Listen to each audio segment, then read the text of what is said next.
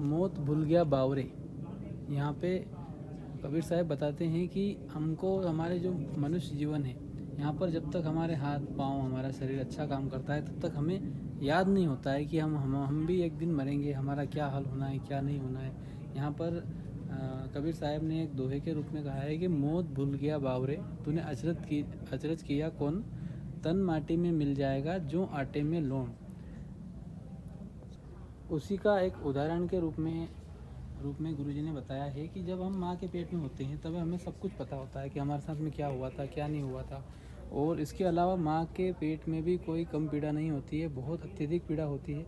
यहाँ पे गुरुजी ने एक शब्द के रूप में कहा कि भाई थे ऊपर ने पैर तले ने सर तेरा, रोवे था कि भजन करूँगा हर तेरा। वहाँ पर आप भगवान से विनती करते हो कि भगवान एक बार मुझे यहाँ से निकाल दो, मैं आपकी भक्ति करूँगा और मर्यादा में रहूँगा और आपकी हर बात मानूँगा। सब कुछ होता है, लेकिन यहाँ पर क्या होता है कि जब बच्चा बाहर निकलता है तब तीनों गुणों का प्रभाव हम पर पड़ता है और हम सब कुछ भूल जाते हैं। जब हम यहाँ पर जन्म होता है तब सबको खुशी होती है, हम बड़े, हमको पता ही नहीं होता है कि क्या हो रहा है। फिर हम छोटे होते हैं उस टाइम पे, तो हमको कुछ पता नहीं होता है क्या हो रहा है। धीरे धीरे हमारा बचपन निकलता है और जब हम थोड़े से बड़े होते हैं तो कुछ खेलने लायक होते हैं, तब जीव द्वारा बचपन में खेलकूद और शिक्षा को ग्रहण करना, तब हमारा ये काम का चलता रहता है कि हम बड़े होते हैं, खेलते हैं, पढ़ाई करते हैं, थोड़ा सा और आगे आते हैं।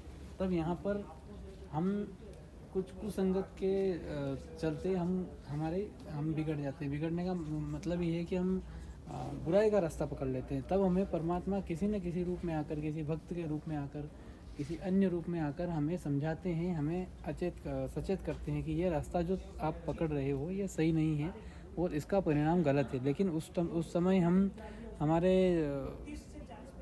पाते हैं और जो हमें समझाने आता है उनको हम बोलते हैं कि किसने देखा है क्या होना है, किसने देखा है, अभी तो जवानी है, मौज करने के टाइम है। और जब कुछ बड़े होते हैं, जब हमारे बच्चे होते हैं, हमारे घर पे बच्चे होते हैं, उनके साथ में भी यही होता है।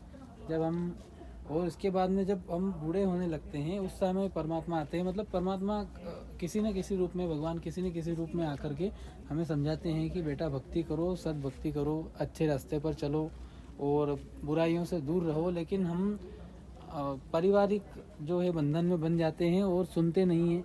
और कुछ हमारे अंदर अहंकार होता है। यहाँ पर नाम सुमर ले सुकर्म कर ले, कौन जाने कर की खबर नहीं पल की, ये शब्द बोलते हैं, हम सब बोलते हैं, लेकिन कोई इस पे अमल नहीं करता है। इसी के तहत फिर हम जब और वृद्ध हो जाते हैं तो फिर भी हम नहीं मानते हैं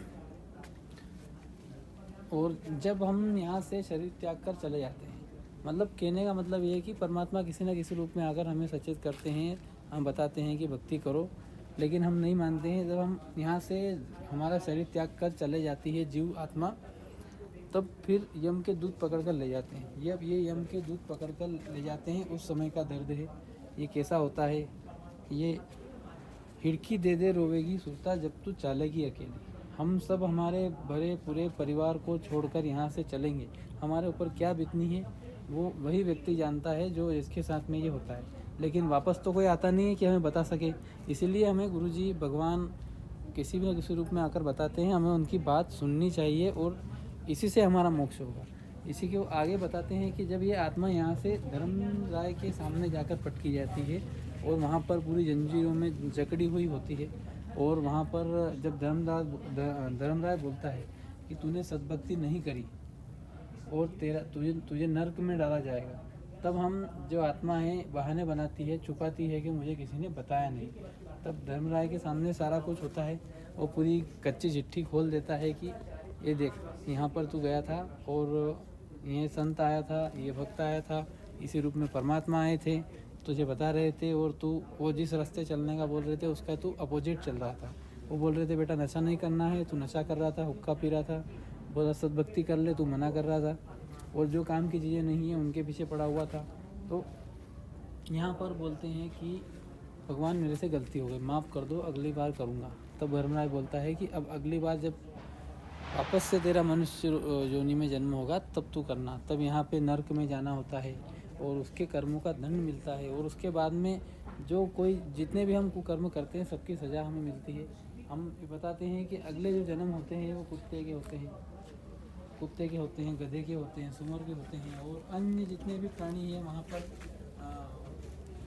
हमें कष्ट भोगना पड़ता है, सारी योनि में जाना पड़ता है और फिर वहाँ जाके परमात्मा को फिर याद करते हैं।